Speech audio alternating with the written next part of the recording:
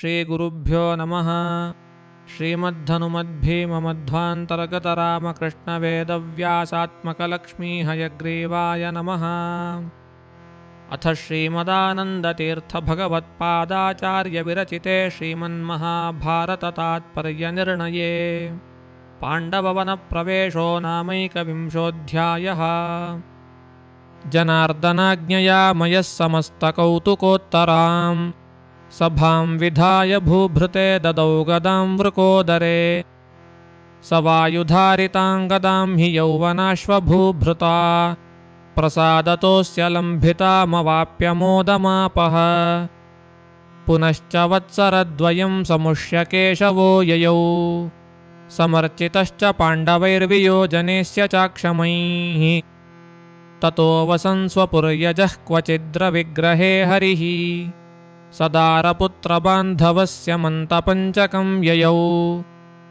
पृथासुताश्च सर्वशः सदारपुत्रमातृकाः क्षितीश्वराश्च सर्वशः प्रिया हरेश्च ये। तथैव नन्दगोपकः सदारगोपगोपिकः मुनीश्वराश्च सर्वतः समीयुरत्र च प्रजाः। प्रियाश्च ये रमेशितुर्हरिं त्रिरूपमेत्यते वसिष्ठवृष्णिनन्दनौ भृगुत्तमं तथार्चयन्। कृतार्थताञ्च ते ययुरमेशपाददर्शनात् रविग्रहे समाप्लुता भृगुद्वहोत्थतीर्थके। अनुग्रहं विधाय सस्वकेषु केशवस्त्रिवृत् अयाजयच्च शूरजं मखैः समाप्तदक्षिणैः। समस्तलोकसंस्थितात्मभक्तिमज्जनस्य सः सुकालदर्शनात् परं व्यधादनुग्रहं हरिः। ततो ययौ स्वकां पुरीं पृथासुतैः सहाच्युतः चकार तत्र चाह्निकं क्रतुं महाश्वमेधकम्। हयं स भीमफल्गुना हरे रथं समास्थिताः व्यचारयन् हरेः सुतादिनस्य पादमात्रतः। जिताः समस्तभूभृतो जरासुतादयः क्षणात् वृकोदरादिभिस्तुतैर्हयश्च दिव्य आययौ। हयः स कृष्णनिर्मितो दिनेन लक्षयोजनं क्षमो हि गन्तुमञ्जसा दिनाश्वमेधसिद्धये। पराशरात्मजो हरिर्हरिं यदा त्वदीक्षयत् तदा ससादहद्विजस्तृणावहोरुरावच। व्रजन्ति जन्मनो नुमे सदा सुता अदृश्यताम् इतीरितेऽर्जुनोऽब्रवीदहं हि पामिते सुतान्। सकृष्णरामकार्ष्णिभिः सुतानमेत्र पालिताः क्व तेऽत्र शक्तिरित्यमुञ्जगादसोऽर्जुनं द्विजः। तदा जगादफल्गुनोऽसुरैर्विदूषितात्मना न विप्रतादृशोऽस्म्यहं यथैव केशवादयः। मया जिता हि खाण्डवे सुरास्तथासुरानहं निवातवर्मनामकान् विजेष्य उत्तरत्र हि। उदीर्य चेति केशवं स ऊचिवान् व्रजाम्यहम् इतीरितो वदद्धरिस्तवात्र शक्यते नु किम्। विलज्जमानमीक्ष्यतं जगादकेशवोरिहा व्रजेति सप्रतिश्रवं चकारहाप्यरक्षणे। वह्निं प्रवेक्ष्ये शक्तश्चेदित्युक्त्वा सर्वयादवैः ययौ न रामप्रद्युम्नावनिरुद्धं च केशवः। न्ययोजयत्तत्साहाय्ये यशस्तेष्वभिरक्षितुं प्रियो हि नितरां रामः कृष्णस्यानुचतं सुतः। अनिरुद्धः कार्ष्णिमनुप्रद्युम्नाद्यो जनिष्ठ हि रुक्मिपुत्र्यां रुक्मवत्यामाहृतायां स्वयंवरे। रतिरेव हि या तस्यां जातोऽसौ कामनन्दनः पूर्वमप्यनिरुद्धाख्यो विष्णोस्तन्नाम्न एव च। आवेशयुक्तो बलवान् रूपवान् सर्वशास्त्रवित् तस्मात् तां स्त्रीनृते कृष्णः पार्थसाहाय्यकारणात्। न्ययोजयत्सूतिकाले ब्राह्मण्याः स च फल्गुनः अस्त्रैश्चकार दिग्बन्धं कुमारोऽथापितु क्षणात्।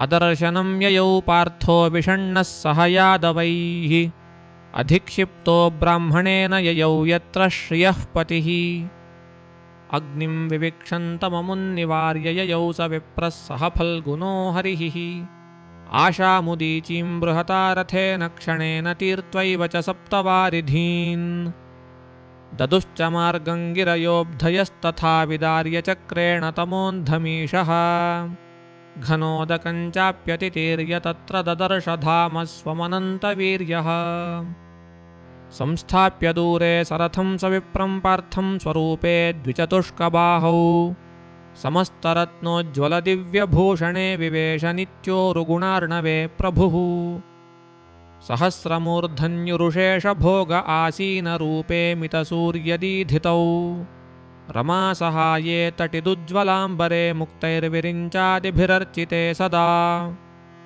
स्थित्वैकरूपेण मुहूर्तमीश्वरो विनिर्ययौ विप्रसुतान् प्रगृह्य सुनन्दनन्दादय एव पार्षदास्ते वैष्णवा भूमितले प्रजाताः दर्पन्निहन्तुं हरिरर्जुनस्य समानयद्विप्रसुतान् परेशः प्रीतिर्महत्येव यतोऽर्जुने हरेः संशिक्षयामास ततः स येनम् अप्राकृतात् सदनाद्वासुदेवो निःसृत्य सूर्याधिकलक्षदीधितेः रथं समारुह्य स पार्थविप्र आगात्सुतांश्चैव ददौ द्विजाय लोकशिक्षार्थमेवासौ प्रायश्चित्तं च चालने चक्रे सार्धमुहूर्तेन समागम्य पुनर्मखम् ब्रह्मादीनागतांश्चैव सदा स्वपरिचारकान् पूजयित्वाभ्यनुज्ञाय ब्राह्मणानप्यपूजयत्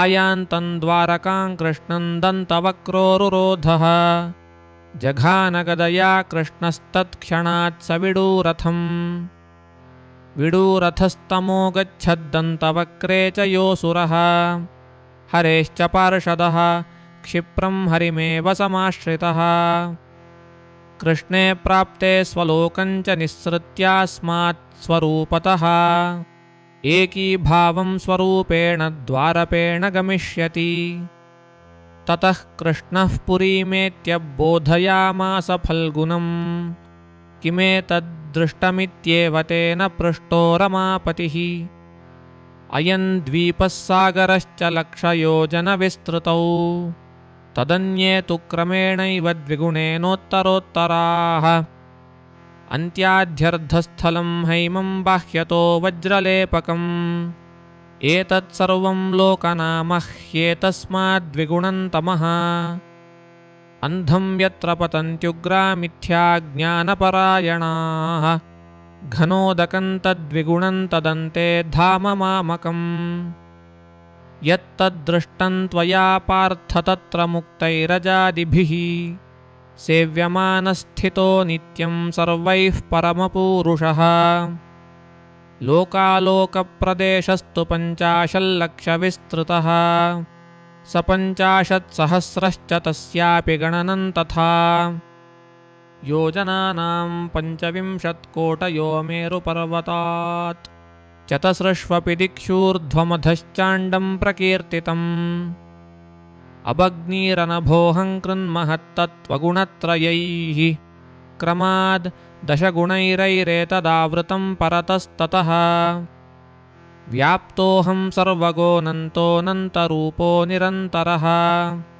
अनन्तशीर्षोऽनन्ताक्षोऽनन्तपादकरोरुकः अनन्तगुणमाहात्म्यश्चिदानन्दशरीरकः मद्वशा एव सर्वेऽपि त्वं चान्ये च धनञ्जय मत्प्रसादाद्बलं चैव विजयश्चाखिला गुणाः तस्मान्न विस्मयः कार्यो न दर्पश्च त्वया नघ मन्मना भव मद्भक्तो मद्याजीमान्नमस्कुरु मामे वैष्यसि सत्यन्ते प्रतिजाने प्रियोऽसि मे इत्युक्तः प्रणिपत्यैनं क्षमस्वेत्याह फल्गुनः सम्भाविताः केशवेन सौहार्देनाधिकेन च ततः कदाचित् प्रवरे सभातले धर्मात्मजो राजभिर्भ्रातृभिश्च वृतो निशम्यैव सभासुराणां यथा स्थिता नारदमन्वपृच्छत्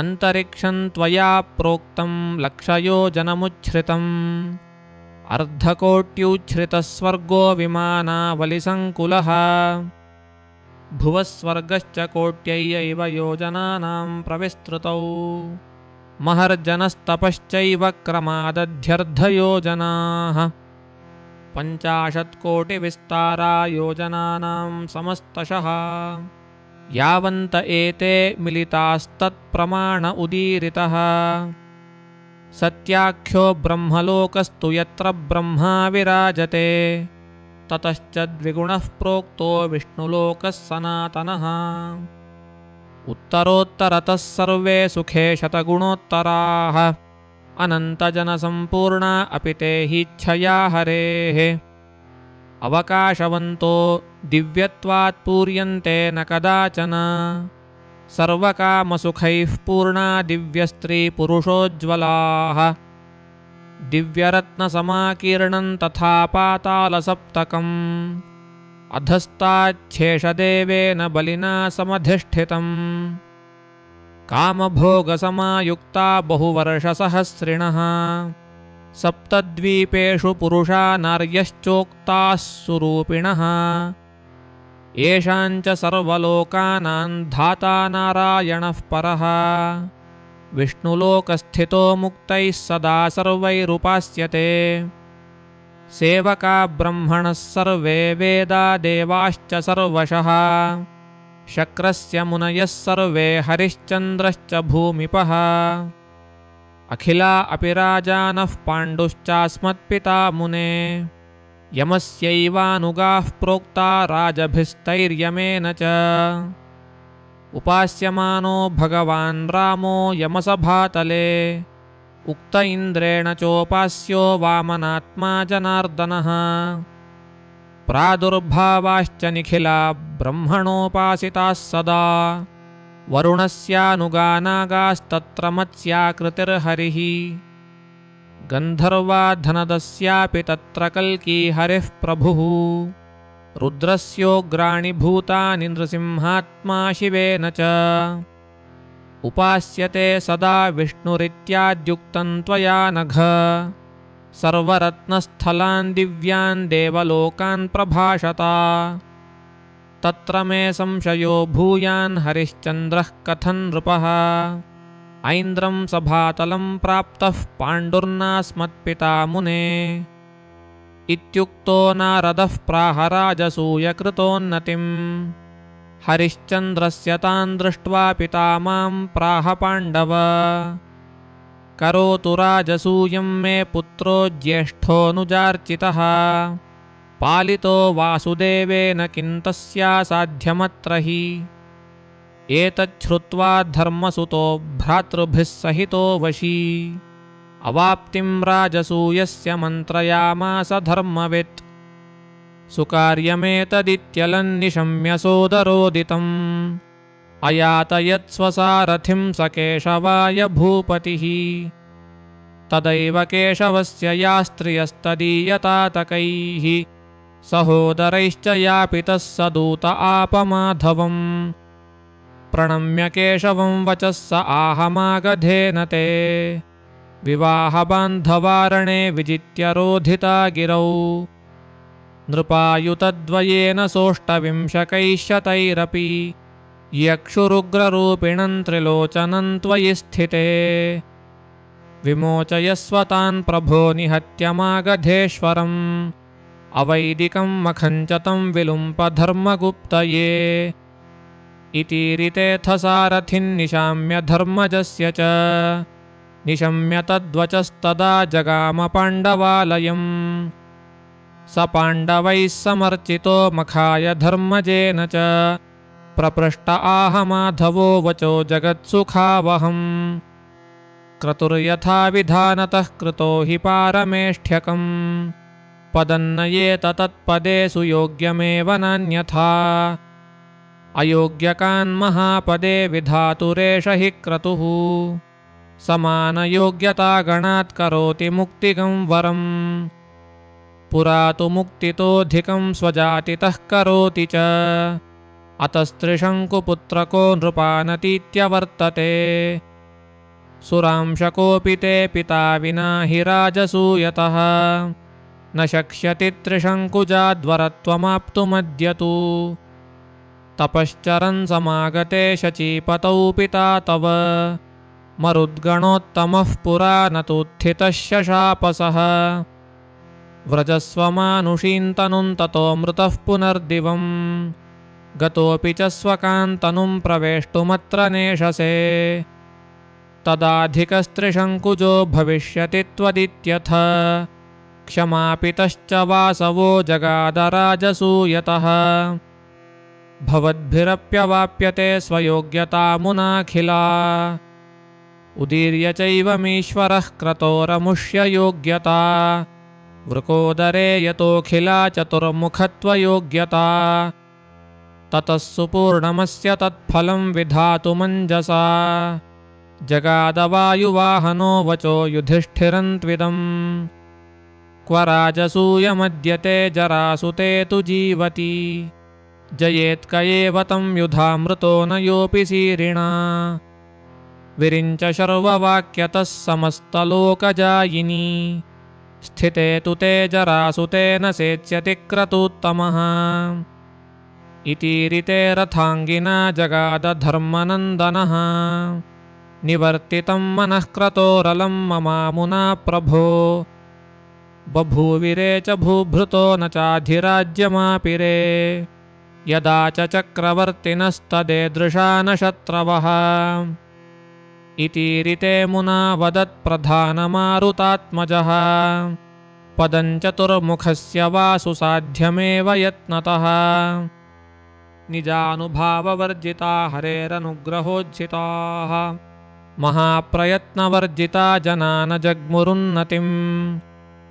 स्थिरोऽनुभाव एव मे महाननुग्रहो हरेः प्रयत्नमेकमग्रतो निधाय भूतिमाप्नुमः इतीरिते मुना हरिः समुद्यमात् प्रधानतः स्थिते हि यज्ञकारणे वृकोदरे जगादः स एक एव पूरुषो जरासुतोऽद्यवर्तते समस्तसद्विरोधिनां बलं कलेरनन्तरः तथा सतां समाश्रयो यदुद्भवाः सतां गुणाः स एक एव तादृशस्त्वया विचिन्त्य यात्यताम् यदि स्म तेन मागधो निहन्यते सताञ्जयः विपर्ययेण चासतामिति स्म विद्धि नान्यथा स पारमेष्ठ्यसत्पदं प्रयात्य संशयं युधि य एव हन्ति मागधं स एव धर्मपालकः निहन्ति मागधेश्वरं व्ययेष वैष्णवं जगत् करोति शर्वपालितो यतः स बारुहद्रथः इति स्म भावसंयुते वदत्यजे बिभेन्नृपः युधिष्ठिरे ब्रुवत्यजं मखेन मे त्वलन्त्विति तमाहमारुतात्मजो निहन्मि मागधं रणे इतीरिते वदद्धरिर्व्रजामहे वयं त्रयः अहं च भीमफल्गुनौ निहन्तुमेव मागधम् वृकोदरेण हन्यते यदि स्म मागधाधिपः मखश्च सेत्स्यते ध्रुवं जगच्च ते वशे भवेत् इतीरिते तु शौरिणा जगादधर्मनन्दनः सशूरसेनमण्डलप्रहाणतो हरेस्त्रसन् भयाद्धियस्य माधुरं विहाय मण्डलं गताः भवन्त एव सागरं ततो बिभेम्यहं रिपोः इमौ हि भीमफल्गुनौ ममाक्षिणी सदा प्रभो मनोनिभो भवान् सदा नवो विनास्म्यहं पुमान् अतो न जीवितात् प्रियानहं रिपोर्बलीयसः सकाशमात्महेतुतः प्रयातयामि वो विभो इतीरिते वदत्पुनर्वृकोदरोरिकक्षभुक् यदीयनेत्रकारमाविरिञ्च शर्वपूर्वकाः वशे च यस्य तद्बलं सुरासुरोरगादिनां स एष केशवः प्रभुः क्व चास्य बारुहद्रथः अधृश्यमस्ति मे बलं हरिप्रणायकस्य च समस्तलोकनेतरिप्रभौ हि सर्वशक्तिता अजेयता तथार्जुने हरेर्वरोद्भवास्ति हि अतो वयं त्रयोद्यतं प्रयाममागधं रिपुम् इतीरिते मुना हरिर्जगादधर्मनन्दनम् वयं त्रयः समेत्यतं प्रयातयाममृत्यवे हनिष्यति स्फुटं रणे वृकोदरो जरासुतम् भयं न कार्यमेव ते मया हतः स नेतिः मया हि नीतिहेतुतः स्वयं न हन्यते रिपुः स सर्वसंशयाग्रणिर्मदाश्रयोत्तमेन तु निहन्यते यदा तदा प्रकाशितं हि मे बलम् अतो न शङ्कितं मनः कुरुष्व भूपते क्वचित् प्रदर्शयामि ते नुजौ निहत्यमागधेश्वरम् इतीरितः स विष्णुना विचार्य तद्गुणान् परान् तथेति चाहते त्रयः प्रतस्थुराशु मागधान् समेत्यमागधांस्तु ते शिवोरुलिङ्गमित्यलम्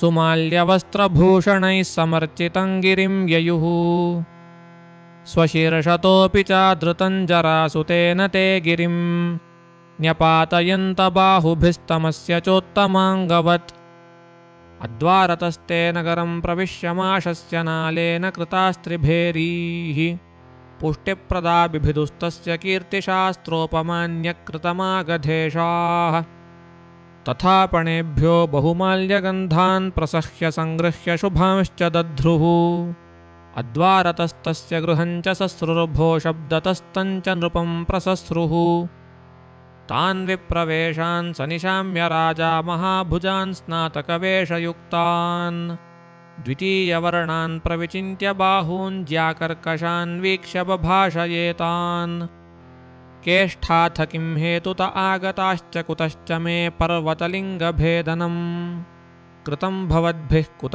एव दुर्नयाः कृतास्तथान्ये द्विजवर्यवेषैः इति ब्रुवाणं भगवानुवाच कार्यं हि शत्रोरखिलं प्रतीपम् इत्युक्तवूचेन हि विप्रशत्रुरहं कुतो वो मम शत्रुता भवेत् इत्युक्तवाक्यं नृपतिं जगादजनार्दनो नैव हि तादृशा द्विजाः अहं रिपुस्तेऽस्मि हि वासुदेव इमौ च भीमार्जुननामधेयौ यद्बान्धवान्नः पिशिताशि धर्मतो रौद्रे मखे कल्पयितुं पशुत्वे इच्छस्य रेवेदपथं विहाय तन्त्वां बलाच्छास्तुमिहागता वयम् विमोक्षयामः स्वजनान् यदि त्वन्न मोचयस्यद्य निगृह्य च त्वाम् मुञ्चाथवा तानभियाहि वास्मान् रणाय मर्तुं कृतनिश्चयोऽत्र इतीरितोऽसौ मगधाधिपोरुषा जगादनाहं शिवयागयुक्तान्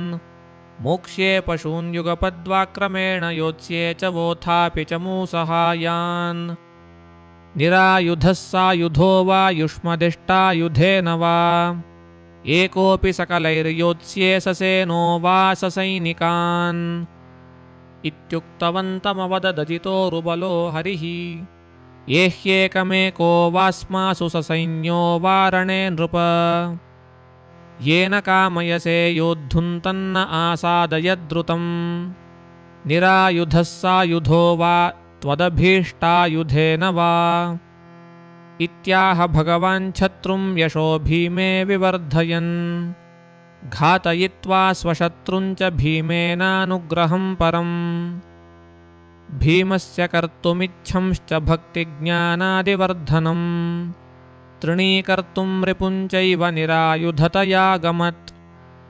कृष्णभीमार्जुनास्तेन विप्रवेशाश्च ते भवन् निरायुधः क्षत्रवेषो नैव योग्यः कथञ्चन ततो जग्मुर्विप्रवेशास्तृणीकर्तुं हि मागधम् मागधस्य ससैन्यस्य स्वगृहे संस्थितस्य च निरायुधेन भीमेन समाह्वाने कृते मितम् धर्मं यशश्च भीमस्य वर्धयामास केशवः तृतीयमर्जुनं चैव समादाय ययौ रिपुम् हरिस्तस्माच्च भीमस्य महाधिक्यं प्रकाशयन् मुखेन मागधस्यैव वृण्वेकन्न इति ब्रुवन् वृण्वेकमस्मास्विति स प्रोक्त आहजरासुतः कुर्यान्नैवार्जुनेनाहमबलेनैव सङ्गरम्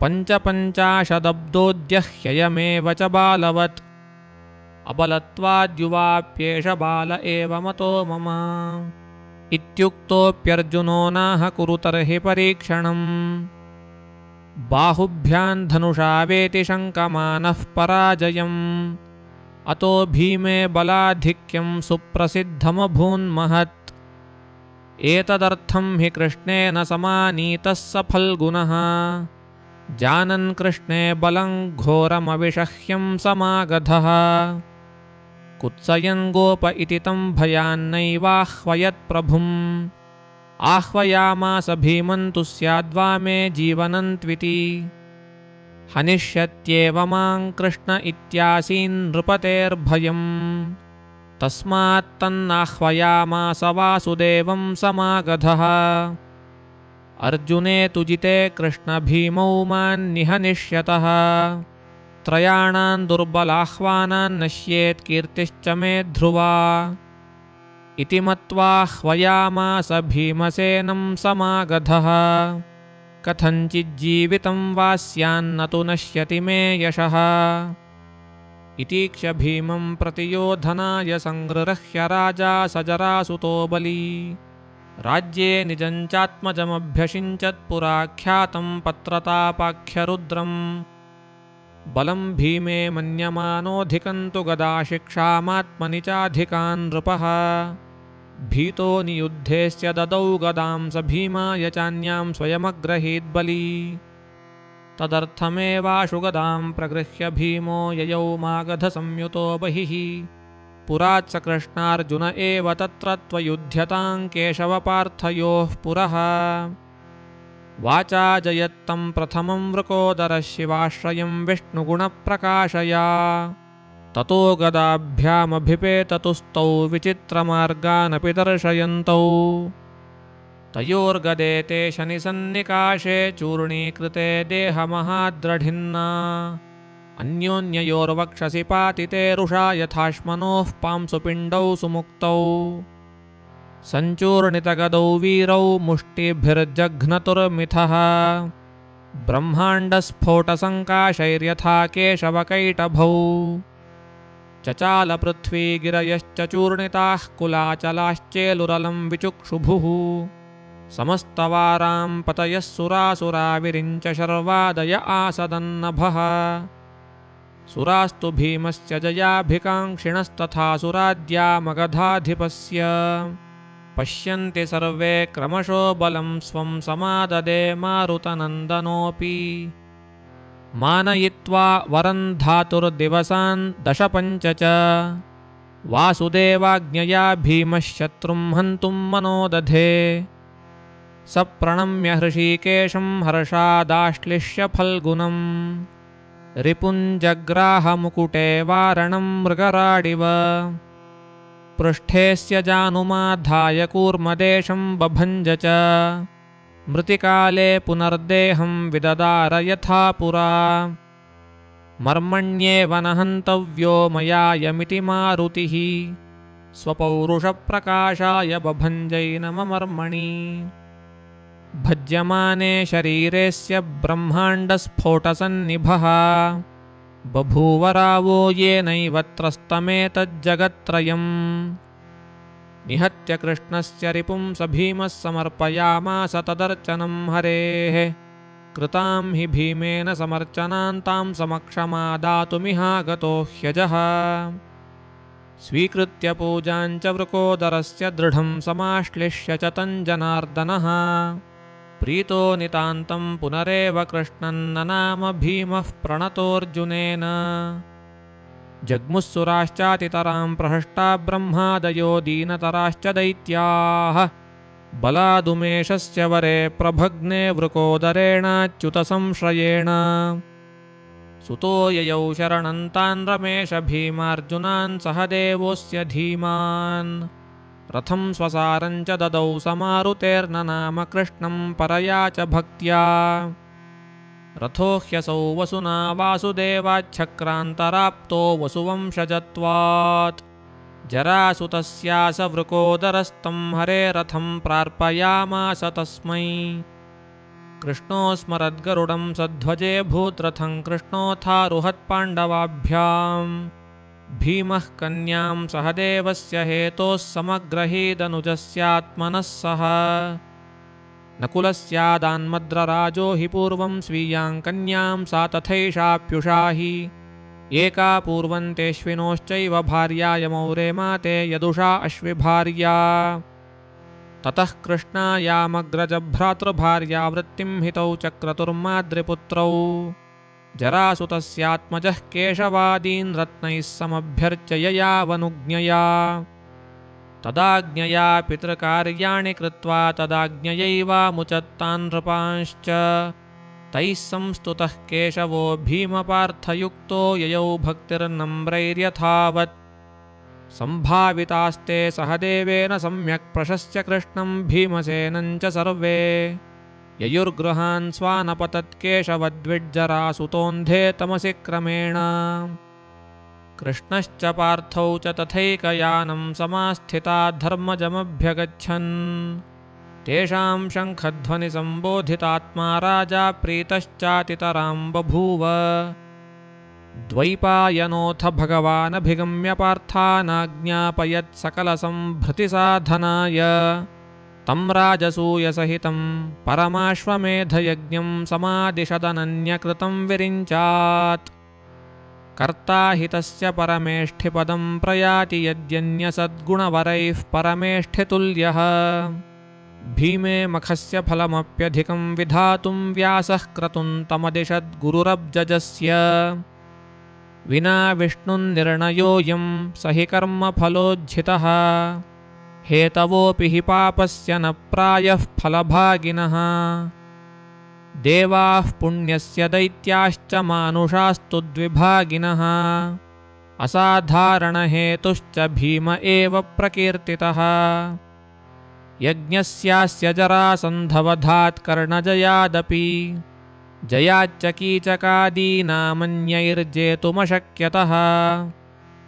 द्वितीयः फल्गुनश्चैव तृतीयस्तु युधिष्ठिरः तस्माद् ब्रह्मपदावाप्त्यै व्यासो भीमस्य तं क्रतुम् अनन्यकृतमादिश्य दिशां विजयमादिशत् अथाब्रवीद्धनञ्जयो धनुर्ध्वजो रथो वरः ममास्ति तद्दिशाञ्जयो ममैव वाञ्छितः प्रभो इतीरितोऽखिलप्रभुर्जगाद सत्यमस्ति ते समस्तसाधनोन्नतिर्महच्च वीर्यमस्ति हि तथापि कीचकादयो वृकोदरादृते वशं न यान्ति नापि ते वशं प्रयाति कर्ण एव च बलाधिकोऽसि कर्णतस्तथापि नामृतः करं ददाति ते ह्यतिस्पृधा न वध्ययेष तेऽद्य च सवर्मकुण्डलत्वतो न वध्ययेष यत्त्वया ततो वृकोदरो दिशं प्रयातु ते पितुः प्रियाम् जीवग्राहभयात् कर्णो ददाति करमञ्जसा भीमाय नात्र सन्देहो जितोऽनेन च संयुगे अजेयौ शर्ववचनाद्रणे कीचकपौण्ड्रकौ वशं प्रयातो भीमस्य तथा वध्योऽपि चेदिपः जीवग्राहभयं ह्येषां भीमान्मागधपातनात् तस्मात् करं प्रयच्छन्ति जिता वा पूर्वमेव वा प्रयाहि च त्वं धनदप्रपालितान् दिशन् द्वीपान् सप्तचाशेषदिक्षु नागांश्च दैत्यांश्च तथा धरस्थान् विजित्य शीघ्रं पुनरेहि चात्र रथो हि दिव्योऽम्बरगस्तवास्ति दिव्यानि चास्त्राणि धनुश्च दिव्यम् येन्ये च बाणप्रमुखा अजेयाः शर्वाश्रयास्तानपि भीमयेतु तथा सुराश्चापि समस्तशोऽस्य बलिं प्रयच्छन्ति मदाज्ञयेतरे दिशं प्रतीचीमथ दक्षिणां च यातां यमौ क्रमशो ह्यध्वरार्थे यशश्च धर्मश्च तयोरपि स्यादिति स्म कृष्णेन सुतेन काल्याः उक्ते ययुस्ते तमभिप्रणम्य दिशो यथोक्ताः परमोरुसद्गुणाः वृकोदरो जयन् नृपान् विराटमाससादः जितेऽत्र कीचके रणे समाददे करं ततः क्रमान् नृपान् जित्वा चेदीनां विषयं गतः मातृवाक्याद्भयाच्चैव शिशुपालेन पूजितः मातृश्वसुर्गृहे चोष्य दिवसान् कतिचित् सुखं करं सुमहदादाय ततः पूर्वान् दिशं ययौ क्रमेण सर्वान् निर्जित्य पौण्ड्रकं च महाबलं विरथीकृत्य कर्णं च करमादाय सर्वतः हिमवच्छिखरे देवान् जित्वा शक्रपुरोगमान् क्रीडार्थं युध्यतस्तेभ्यस्तुष्टेभ्यो रत्नसञ्चयम् ताभ्यां च दृढमाश्लिष्टस्नेहविक्लिन्नया धिया पोप्लूयमानः सततोऽम्बुधौ बली जगामबाणस्य पुरं हरञ्च रणे जयद्वारणरूपमास्थितं क्रीडन्तमेतेन च तोषितो हरः पृष्टश्च गिरिशेनासौ विस्तरन् दिग्जयस्य च सिंहव्याघ्रादिरूपाश्च आत्मना विजिता यथा गरुत्मच्छेषशक्राद्या देवाः सर्वे तदब्रवीत् निशम्य शङ्करोऽखिलं मखस्य च प्रसाधकम् हरिं ततो बले सुताद्ददौ च रत्नसञ्चयम् स बाणदैत्यतो महच्छिवेन दत्तमुत्तमम् प्रगृह्य रत्नसञ्चयं स्वकं पुरं समाययौ स विप्रयादवेश्वरं द्विधा स्थितं जनार्दनम् पुरो निधाय तद्वसु प्रभूतमानमत्तदा सोऽभिवन्द्याग्रजं चैव यथावृत्तं न्यवेदयत् आत्मनः कृष्णयोः सर्वं धर्मराजाग्रतो मुदा यथा जिताः कीचकाद्या एकलव्यसहायवान् यथा जितः पौण्ड्रकश्च कर्णाद्याश्च तथा परे यथा सिंहादितनवशेषवीन्द्रेन्द्रपूर्वकाः यथा गजतनुः शर्वस्तच्च सर्वमवर्णयत् सम्भावितश्च कृष्णाभ्यां राज्ञा च स महाबलः आज्ञया व्यासदेवस्य यज्ञाङ्गानि समार्जयत् ऊचे तं भगवान् व्यासोजितं सर्वं त्वयारिहन् जये सर्वस्य यज्ञोऽयं पूर्णो भवति नान्यथा विरिञ्चः सर्वजित्पूर्वं द्वितीयस्त्वमिहा भवः इत्युक्त्वैनं समाश्लिष्य यज्ञाङ्गानि समादिशत् तदैवान्ये दिशो जित्वा समीयुस्तस्य येनुजाः सह देवो दक्षिणाशान् जित्वा रत्नान्युपाहरत्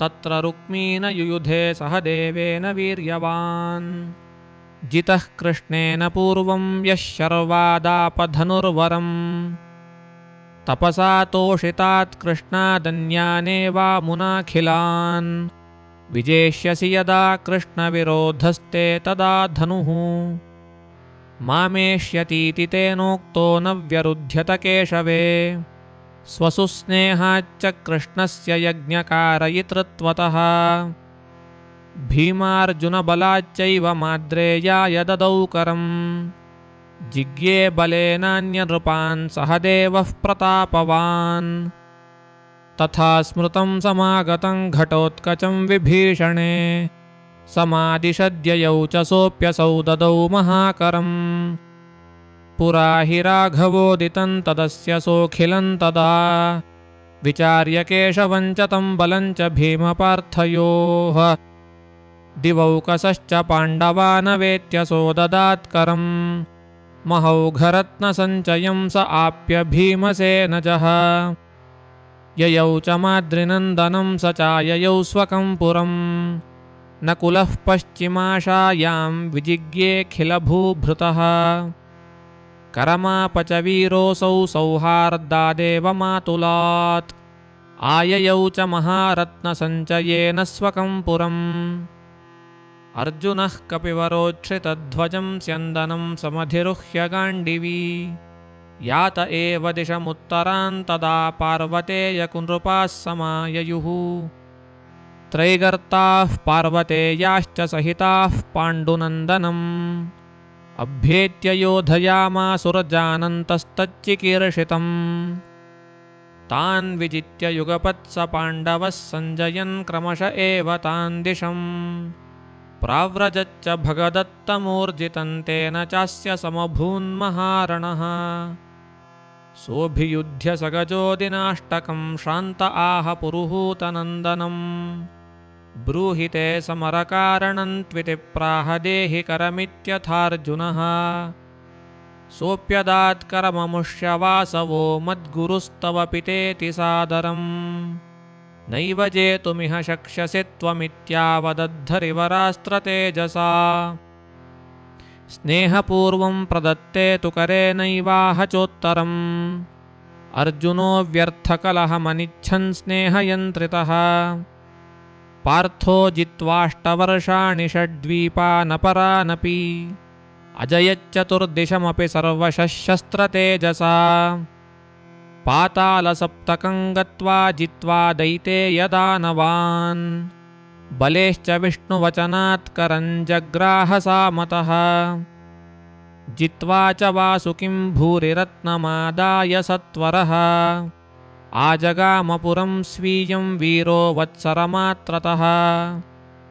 सुर्वणरत्नगिरयश्चतुर्भिस्तैः समार्जिताः चत्वारो योजनानां हिदशत्रिंशच्छतं तथा। चतुःशतं च क्रमश उच्छ्रिता दिग्जयार्जिताः प्रतीच्याद्यपसव्येन क्रमाद्दिग्भ्यः समार्जिताः। विश्वकर्मकृतत्वात्तु पुरस्याल्पेऽपि च स्थले अन्तर्गतास्ते गिरयस्तदद्भुतमिवाभवत्। ततो यज्ञः प्रववृते कृष्णद्वैपायने ऋतः। ऋत्विजो मुनयोत्रासन् सर्वविद्यासु निष्ठिताः। द्वैपायनोक्तविधिना दीक्षितं चक्रिरे नृपम्। ज्येष्ठत्वाद्याजमान्यं तु प्रणिधाय युधिष्ठिरे। भीमार्जुनादयः सर्वे सहतेन समासिरे। ब्रह्माणी पदयोग्यत्वात् कृष्णैका यज्ञपत्न्यभूत्। पदायोग्यतया नान्याः पत्न्यस्तेषां सहासिरे।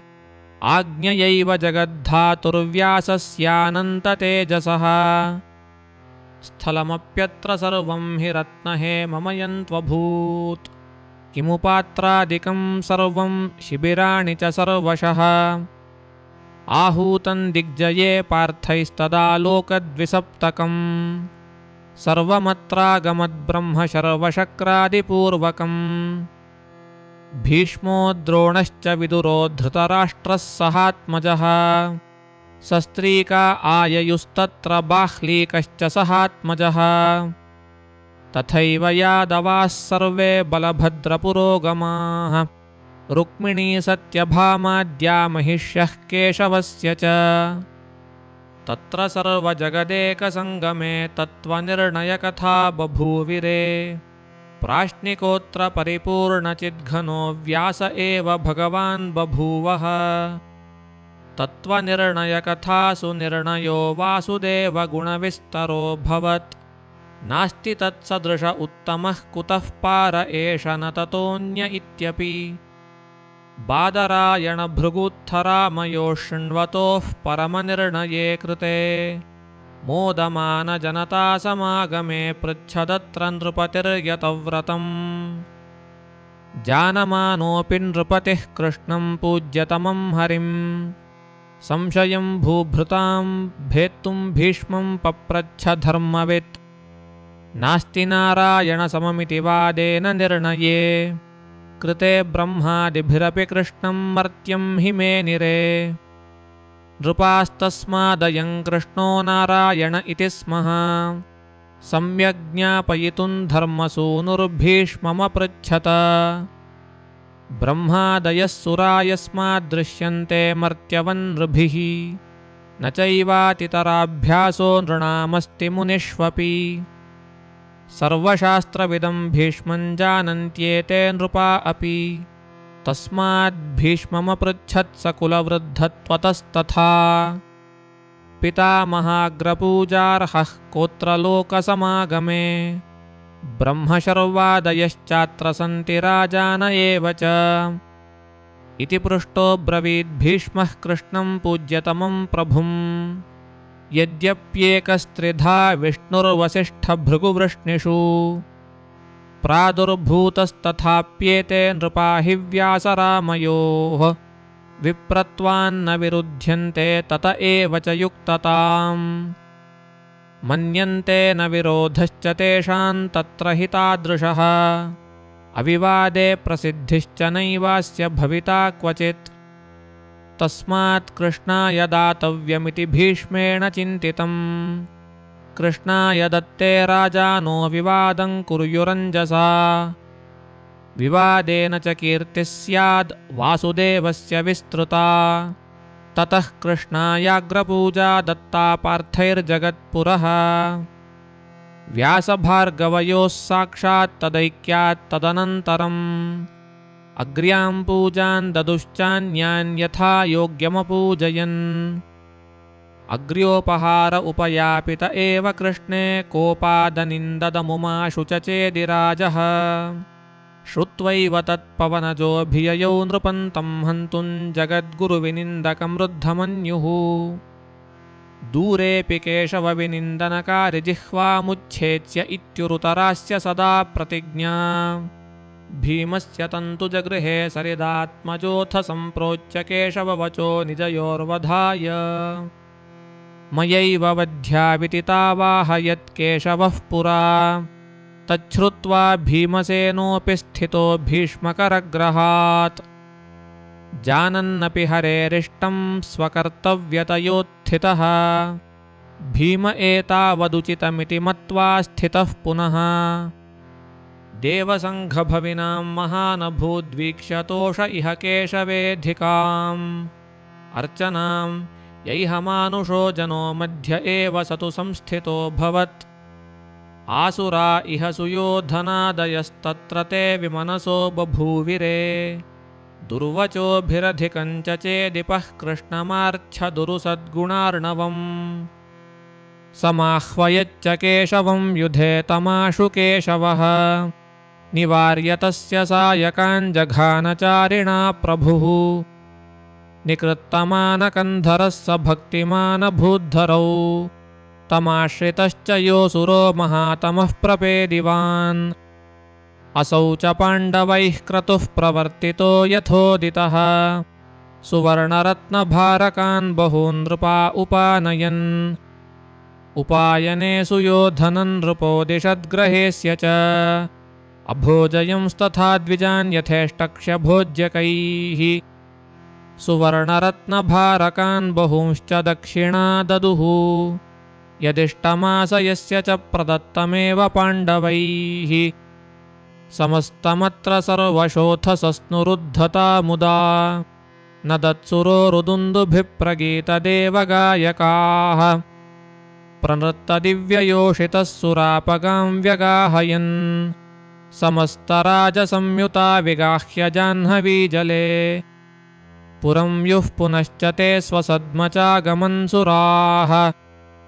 गतेषु सर्वराजसु स्वकं पुरं स्वकेषु च स भीष्मकेषु सर्वशः सहाम्बिकेयकेषु च विचित्ररत्नकारिते रविप्रभे सभातले स केशवो वरासने विवेशधर्मनन्दनः तथैव रुक्मिणीमुखाः परिग्रहारमेशितुः तथैव भीमफल्गुनावुपाविशन् हरेरुप सहैव वायुसूनुना तथैव पार्षतात्मजा उपैव रुक्मिणीं शुभान् तथैव सत्यभामिनीं यमौ च पार्षतादयो धनञ्जयान्तिके विशन् तथैव रामसात्यकी समीप एव भूभृतः समासतान्तु सा सभा व्यरोचताधिकं तदा यथा सभा स्वयंभुवः समास्थिता च विष्णुना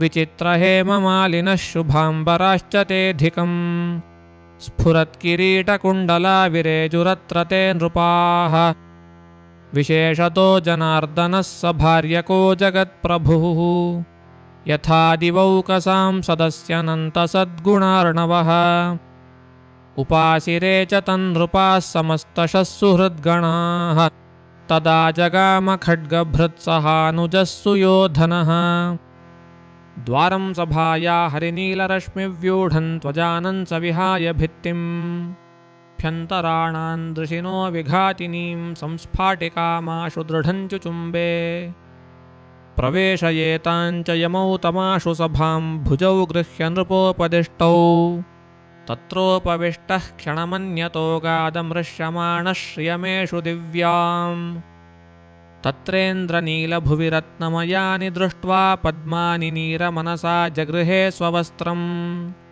रत्नोरुदीधितिनिगूढजलं स्थलं च मत्वा पपातसहितो वरजैर्जलौघे तं प्राह सद्भगवता क्षितिभारनाशहेतोः सुसूचित उरुस्वरतोऽत्र भीमः पाञ्चालराजसुतया च समन्तथान्यैः स्वीयैस्तथानुजः सुर्भगवन्महिष्यः मन्दस्मितेन किल सद्वदनेन्दुबिम्बो नारायणस्तु मुखमीक्ष्य मरुत्सुतस्य नोवाच किञ्चिदथ धर्मसुतो निवार्य प्रास्थापयद्वसनमाल्यविलेपनानि कृष्णावृकोदरगतं बहुलन्निधाय क्रोधं ययौ सशकुनिर्धृतराष्ट्रसूनुः सुव्रीडितो नृपतिदत्तवराम्बरादीन्यकृत्य मार्गगत आहसमातुलं स्वम् यौ मामहसतां कृष्णा भीमौ कृष्णस्य सन्निधौ तयोरकृत्वा सन्तापन्नाहं जीवितुमुत्सहे यदि मे शक्तिरत्र स्याद् घातयेयं वृकोदरम् अग्रपूजाञ्च कृष्णस्य विलुम्पेयन्न संशयः ईदृशं पाण्डवैश्वर्यं दृष्ट्वा को नाम जीवितम् इच्छेतकरदा येषां वैश्यवत्सर्वभूमिपाः इत्युक्तः शकुनिर्वैरं दृढीकर्तुं वचोब्रवीत् किन्ते वैरेण राजेन्द्र भ्रातृभिर्बलिभिः पुनः अनुजीवस्वतान् वीरान् गुणज्येष्ठान् बलाधिकान् इतीरितोऽति संवृद्धकोप आह सुयोधनः यदि तेषां तदैश्वर्यं न मां गच्छेदशेषतः सर्वथा नैव जीवेयमिति सत्यं ब्रवीमि ते न तु बाहुबलाच्छक्ष्य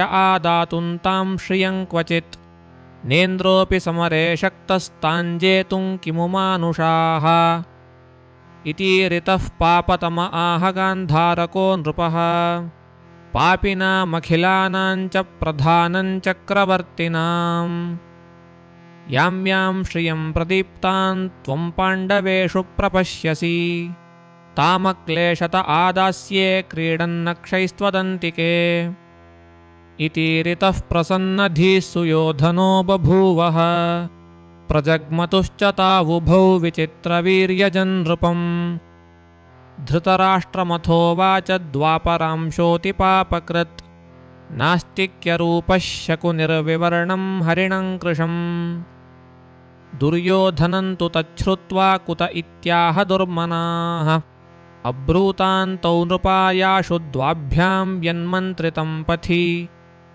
श्रुत्वैव तन्नेत्यवदत्स भूपतिर्विरोधिधर्मस्य विनाशकारणम् कुमन्त्रितं वो न ममैतदिष्टं स्वबाहुवीर्याप्तमहाश्रियो हि ते त्वयापि निर्जित्य दिशो मखाग्र्याः कार्यास्पृधो मा गुणवत्तमैस्तैः विशेषतो भ्रातृभिरग्र्यपौरुषैरित्युक्त आहाशु सुयोधनस्तम् यदि श्रियं पाण्डवानान्नाक्षैराच्छेत्तुमिच्छसि मृतमेवाद्य मां विद्धि पाण्डवैस्त्वं सुखी भव यदि मज्जीवनार्थी त्वमानयाश्विह पाण्डवान् सभायां देवनायैव न चाधर्मोऽत्र कश्चन वेदानुजीविनो विप्राः क्षत्रियाः शस्त्रजीविनः त्रुट्यते येन शत्रुश्च तच्छस्त्रं नैव चेतरत् अतः स्वधर्म एवायन्तवापि स्यात् फलं महत्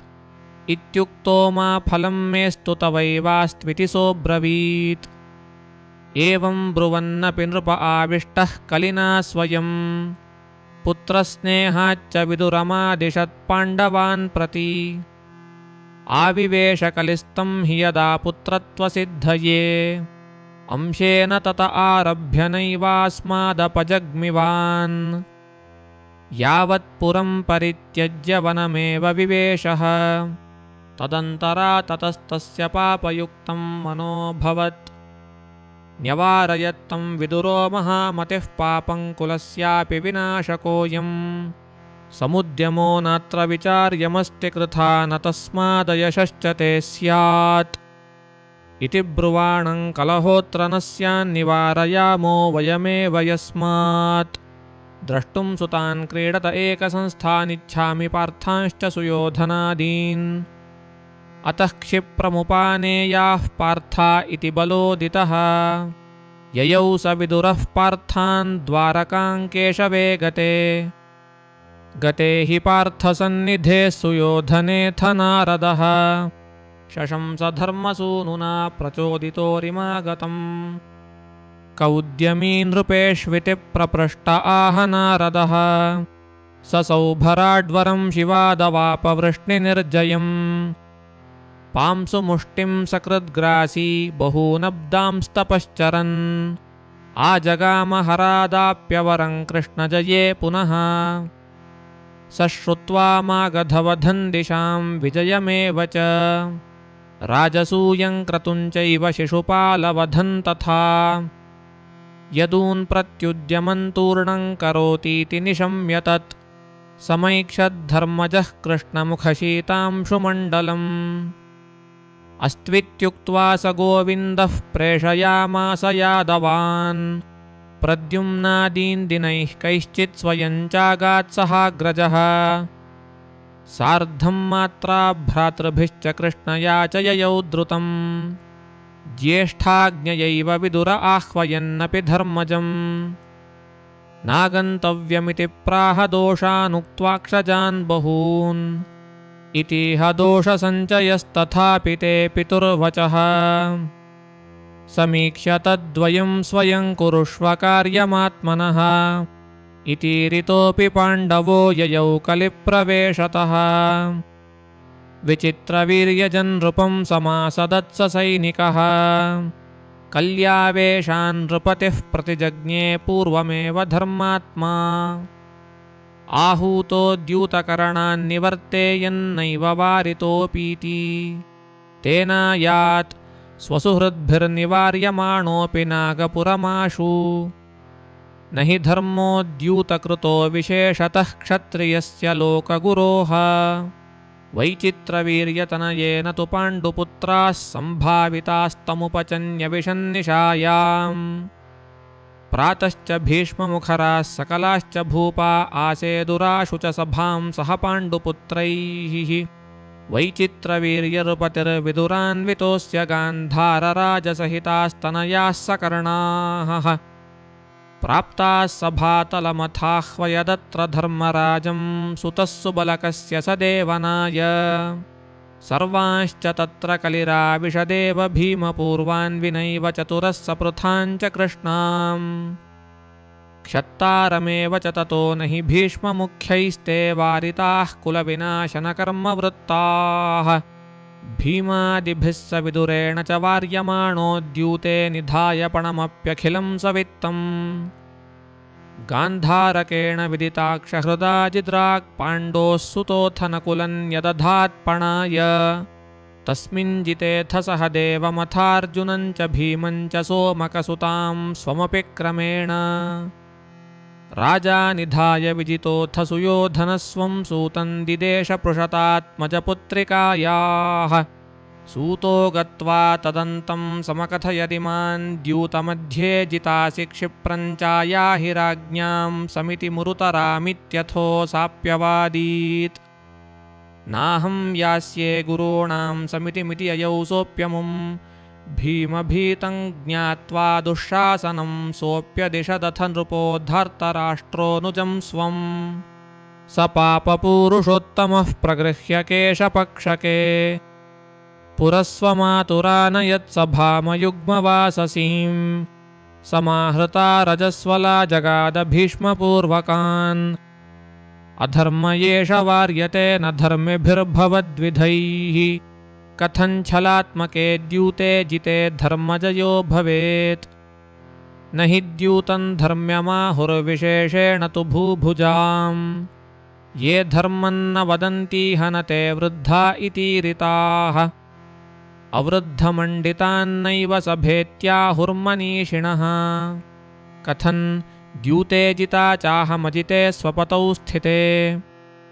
समानधर्मिणीमाहुर्भार्यां यस्माद्विपश्चितः सहैव कर्म कर्तव्यं पतौ दासे हि भार्यया दासीत्वन्न पृथङ् मे स्याज्जितेऽपि हि पतौ ततः इत्युक्ता अपि भीष्माद्याः कल्यावेशेन मोहिताः पृच्छधर्मजमित्युक्त्वा तूष्णीमेव बभूविरे दुर्योधनप्रतीपं हि न कश्चिदशकत्तदा उवाच विदुरस्तत्र न धर्मोऽयमिति स्फुटम् न तस्य वाक्यं जग्राह धृतराष्ट्रः सहात्मजः ऊर्ध्वबाहुः स चुक्रोश देवानां ख्यापयंस्तदा स्वाशक्तिं द्रौपदीं चाहजिता नैवासि धर्मतः अधर्मो हि महानेतां सभामाक्रम्य तिष्ठति एवं तु विदुरेणोक्ते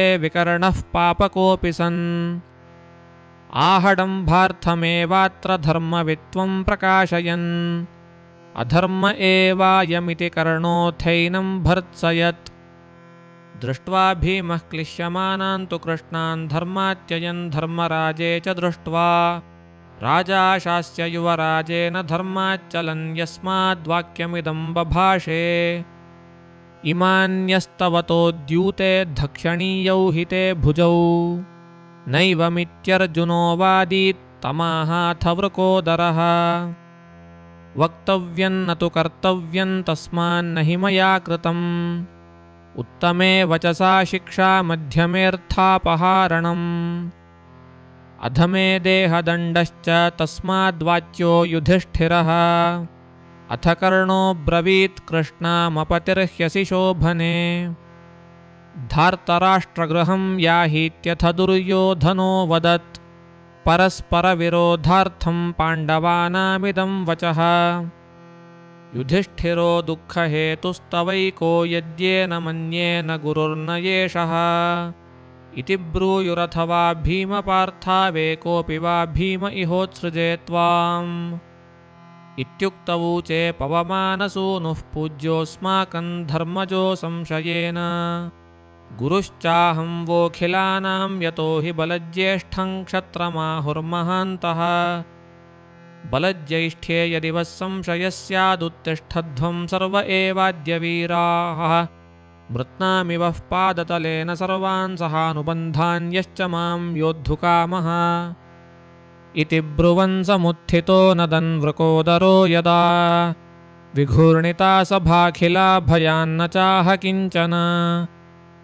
भीष्मो द्रोणो विदुराद्याः क्षमस्व सर्वं त्वयोक्तं सत्यमित्येव हस्तौ गृहीत्वैनं स्थापयामासुरस्मिन् स्थिते शान्तिं चापिरे धार्तराष्ट्राः निवारितो धर्मजेन गुरुभिश्चापरैस्तदा माननार्थं गुरोणां तु भीमस्तान्न जघानः नैवातिवर्तते ज्येष्ठं धर्मात्मानं युधिष्ठिरम् तेषां पापाभिवृद्ध्यर्थं ज्येष्ठवृत्तिं च दर्शयन् अथ दुर्योधनः पापो भीमसेनस्य पश्यतः ऊरुं सन्दर्शयामास कृष्णायै भीम आहतम् तवोरुमेनं गदयोरुवेगया बिभेत्स्य इत्येव पुनः सुयोधनः ऊचेनान्यद्भवतामस्ति वित्तं द्यूते कृष्णं स्थापयध्वं पणाय अथाब्रवीद्वृकोदरः कृतेव मानने हरेः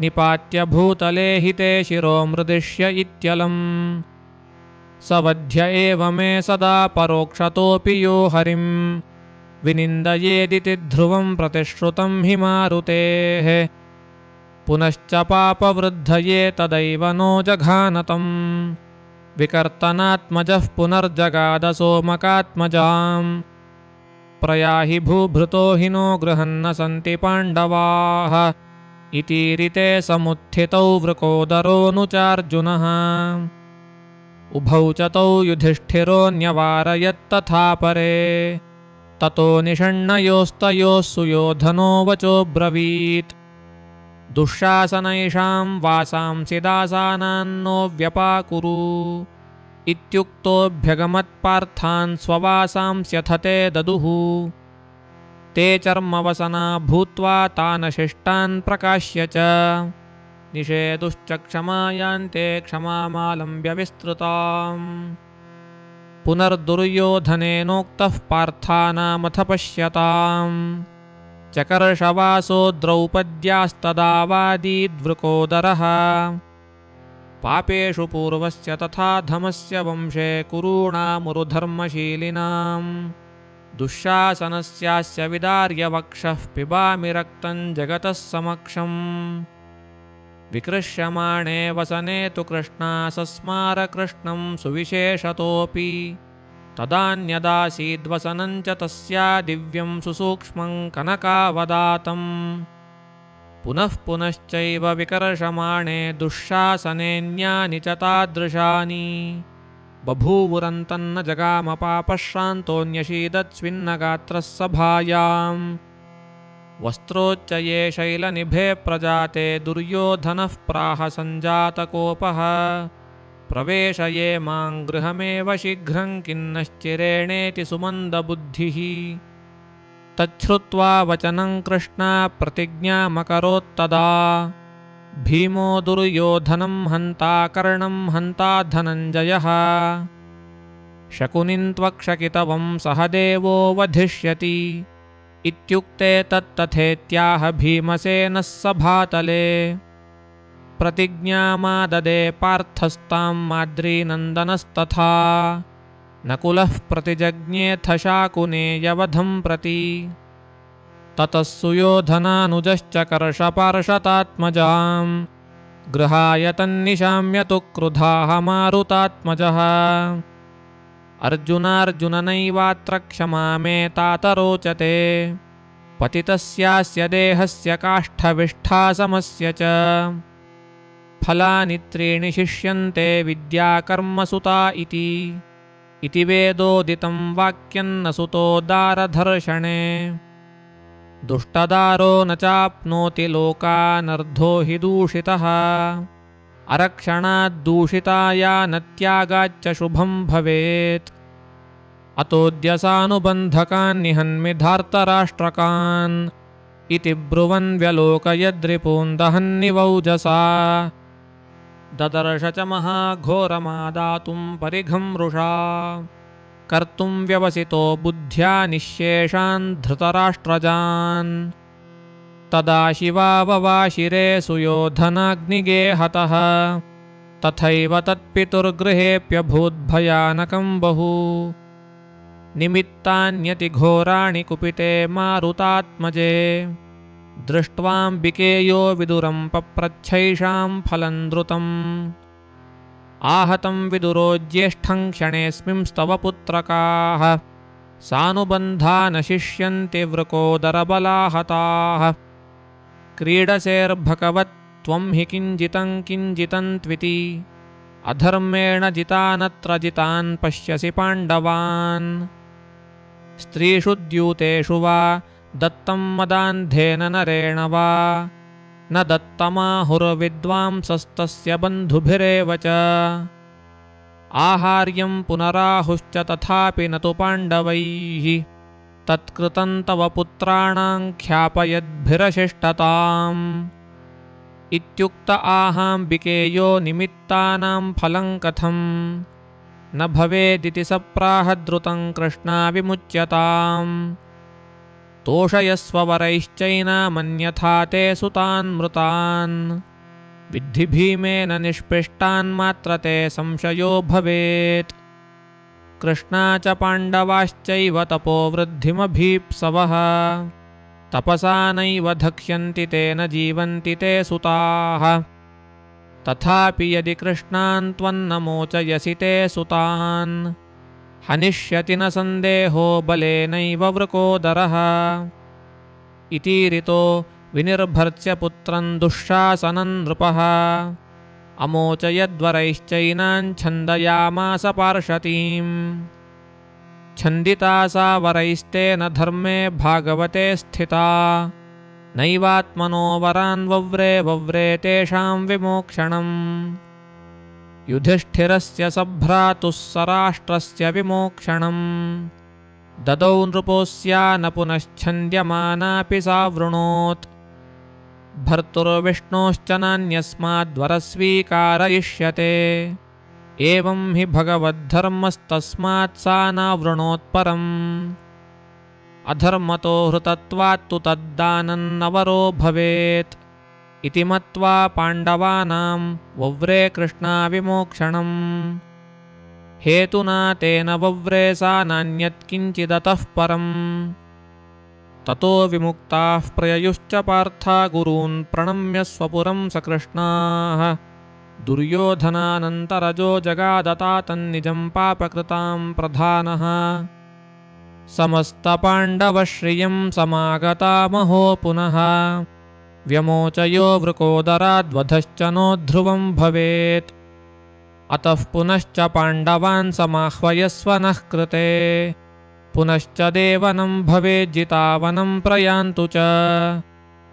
भ्रातृभिर्वार्यमाणोऽपि कृष्णया चागमत्सभाम् 12 वने वासमज्ञातं त्वेकवत्सरम्। वासं प्रसिद्धनृपतेः पुरेणैवातिदूरतः कृष्णायाः पाण्डवानां वा दर्शने ज्ञातवासिनाम्। एकस्यापि समस्तानां 12 पुनर्वनम् वत्सराज्ञातवासञ्च त्यागेऽप्युक्तविधेस्तथा। दुर्योधनः पणञ्चक्रे बुद्ध्या दुःशासनोक्तया गान्धारेण पुनश्चाक्षहृदयज्ञेन धर्मजः। पराजितो वनं यातुमैच्छत्सभ्रातृको यदा तदा ननर्तपापकृत् सुयोधनानुजो हसन्।